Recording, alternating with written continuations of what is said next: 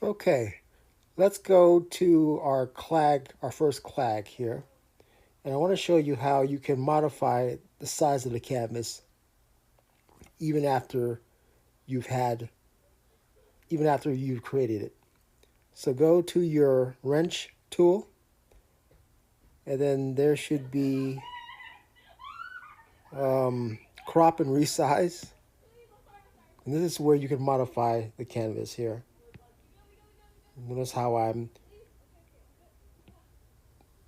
pushing the canvas to the size that I want. That way. Then I press done.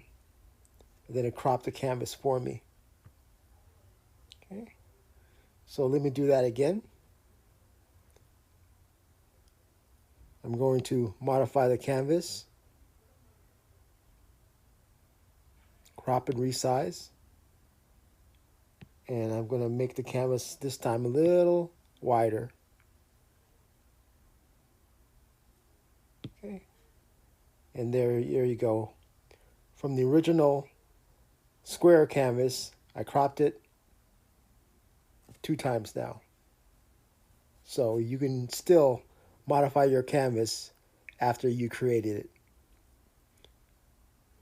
Just remember that that anything things cannot exist outside of the canvas, like right here.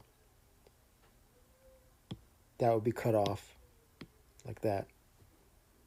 Okay, so just ensure that things are inside your canvas. All right. So once again, go to canvas, go to crop and resize, and adjust the canvas accordingly.